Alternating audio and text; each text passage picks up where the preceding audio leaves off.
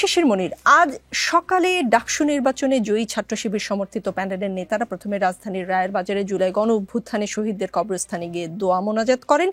এরপর তারা রায়ের বাজারে শহীদ বুদ্ধিজীবী স্মৃতিসৌধে গিয়ে দোয়া মোনাজাত করেছেন। তারা কি সেখানে ৭১ শহীদ বুদ্ধিজীবীদের জন্য দোয়া করতে গেছেন নাকি ক্ষমা চাইতে গেছেন?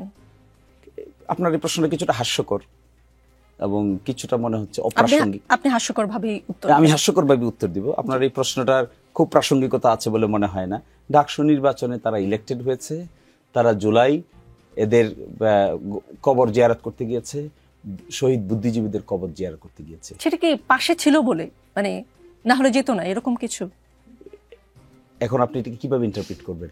ধরেন একটা গ্লাসে অর্ধেক পানি আছে আর অর্ধেক খালি আছে, আপনি দেখছেন অর্ধেক খালি আছে, আমি তো দেখছি অর্ধেক ভরা আছে। আমি কিছুই দেখছি না, দৃষ্টিভঙ্গির বিষয়। এই যে প্রশ্নটা করেছেন, এটা হলো আপনার দৃষ্টিভঙ্গির বহিঃপ্রকাশ ঘটেছে। এখানে আছে বলে যেত না, এখানে আসে বলে যেত। Is it a fallacy?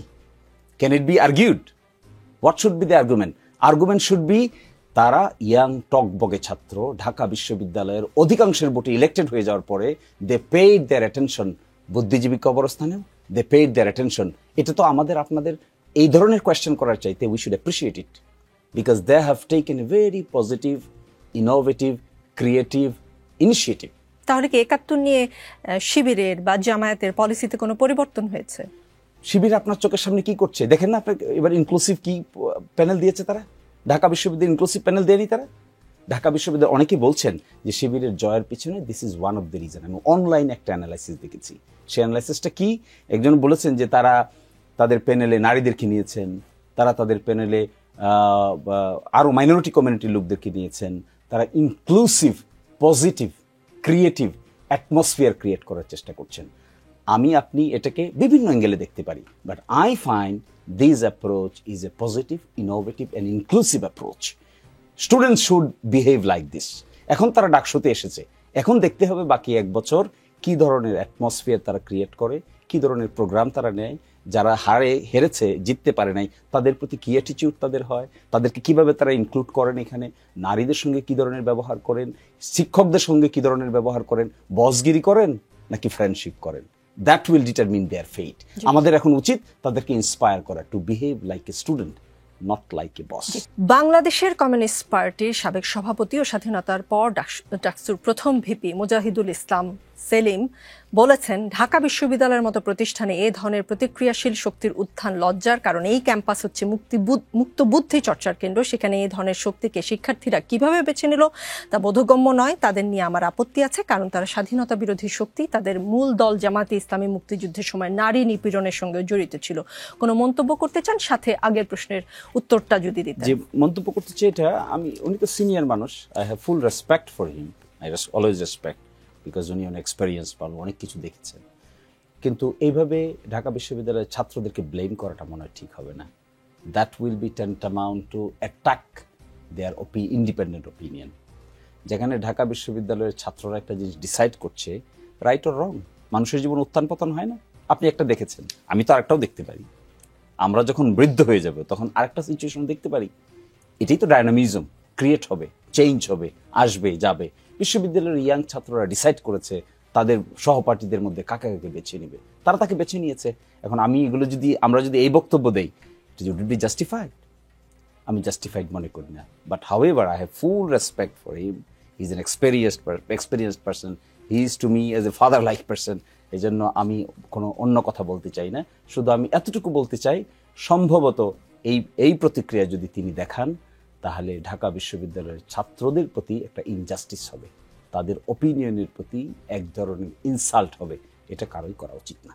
জি, আগের প্রশ্নের উত্তর কোনটার কথা বলছিলেন? জি, আমি বলেছি যে আপনারা যদি কিন্তু হয়তো ঘুরিয়ে পেঁচিয়ে ছাড়া ৭১-এর ভূমিকার জন্য ফর্মালি সরি বলবেন কিনা। দেখুন, আমরা এটা ফুললি মনে করি এখন যে প্রজন্ম জামাত শিবির করছে, এদের সঙ্গে ৭১-এর কোনো সম্পর্ক নাই।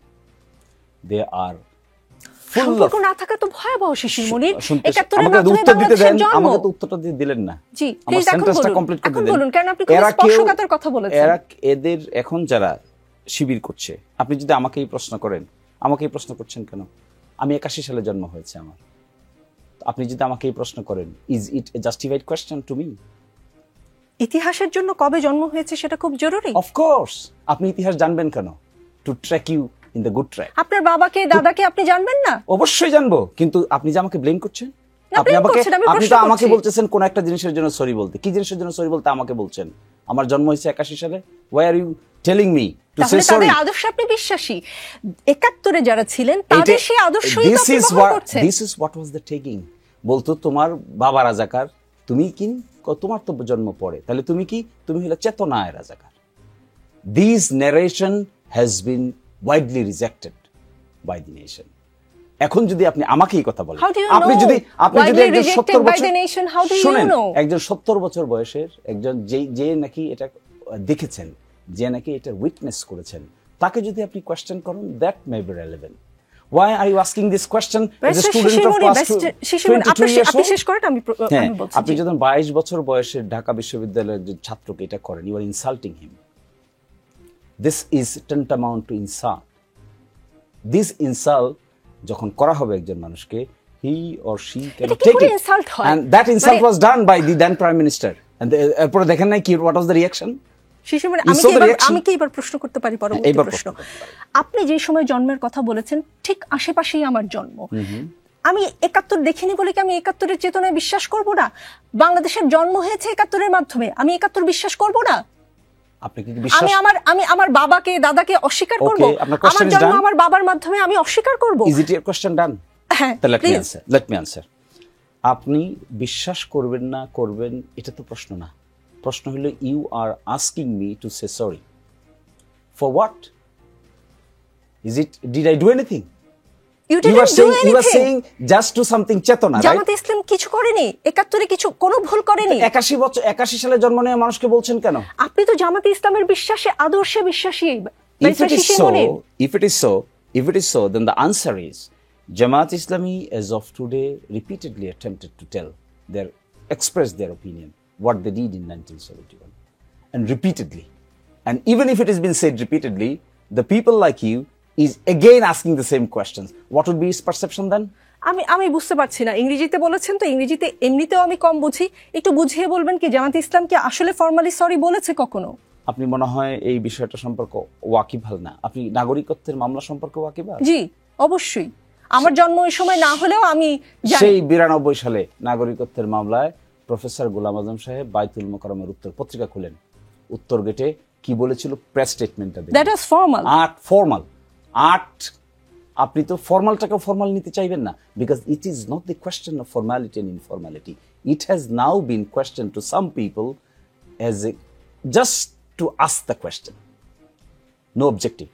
এর বাইরে আর কোনো অবজেক্টিভ নেই। এর বাইরে অবজেক্টিভ, এখন অবজেক্টিভ কি হওয়া উচিত ছিল?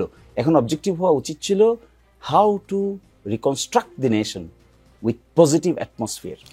এটা না করে আমরা কি অ্যাটমসফিয়ার ক্রিয়েট করতে চাচ্ছি? বাইতুল মোকাররমের গেটের সামনে যে কথা হয়েছে সেটা নিয়ে আমার একটা প্রশ্ন আছে। আমি ইসলাম সম্পর্কে আপনাদের মতো হয়তো অত বেশি জ্ঞান নেই, কিন্তু আমার যতদূর জ্ঞান আছে আমি জানি, কখনো যদি কেউ জুলুম করে কারো উপরে, যে ভিকটিম, সে ক্ষমা না করা পর্যন্ত আল্লাহও ক্ষমা করে না। বাংলাদেশের মানুষ কি জামাতে ইসলামের 71-এর ভূমিকার জন্য ক্ষমা করেছে?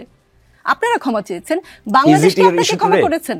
Is it your issue today or allotted all of your time for this purpose? No, it is not my issue. কিন্তু আপনি স্পর্শকাতর কথা বলেছেন বলে আমি প্রশ্ন করছি একের পর এক। হ্যাঁ, এই যে প্রশ্নগুলো করছেন আপনি, এই যে কথাটা এখন বলছেন, এই কথাটার what is the relevancy now?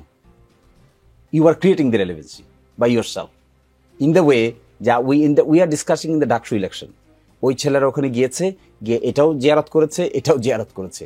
This is the question, this is your root question. And again you are asking the same question repeatedly. আমি পরিষ্কার হতে চাচ্ছি, যে প্রশ্নের উত্তর আমি পাইনি সেই প্রশ্ন আমি বারবার করব। সেই প্রশ্নের উত্তর তো বারবার আপনাকে দেওয়া হচ্ছে, কিন্তু আপনি নিতে পারবেন না এটা, because you have certain sort of bias. আমি মুক্তিযুদ্ধের প্রতি বায়াসড। শিশির মনির, আপনি যদি বলেন আমি মুক্তিযুদ্ধের প্রতি বায়াসড। We also. আপনি বায়াস, আমরা বায়াস না?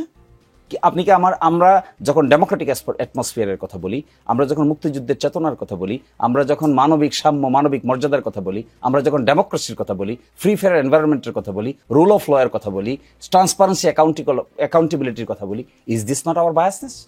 This are our biasness. And এই প্রিন্সিপাল কোথা থেকে আসছে? এই প্রিন্সিপালগুলো আসছে 72 কনস্টিটিউশনে। 72 কনস্টিটিউশন কিভাবে আসছে? ফ্রম 71 এর পরে নতুন রাষ্ট্র গঠন প্রক্রিয়ার মধ্যে এগুলো প্রিন্সিপাল হিসেবে আইডেন্টিফাই হয়েছে। That we are advocating each and every day with sincerity, with commitment. আমাদের লাইফ এবং স্টাইল খুঁজে দেখেন, আমাদের জীবনে কোনো করাপশন খুঁজে পাবেন কিনা, আমাদের জীবনে কোনো হিপোক্রেসি খুঁজে পাবেন কিনা, আমাদের জীবনে এমন কিছু খুঁজে পাবেন কিনা যে আমরা বলি একটা করি আরেকটা, আমাদের জীবনে কোনোদিন কোনো তসরফের সঙ্গে যুক্ত আছি তা খুঁজে পাবেন কিনা। Is this not the sentiment of 71? মানবিক সাময়িক মর্যাদার মানবিক মর্যাদার মধ্যে এগুলো পড়ে না? ট্রান্সপারেন্সি, অ্যাকাউন্টেবিলিটি পড়ে না? ডেমোক্রেসি পড়ে না? ফ্রি ফেয়ার এনভায়রনমেন্ট পড়ে না? Liberty, right to life and liberty পড়ে না? That we are advocating for this.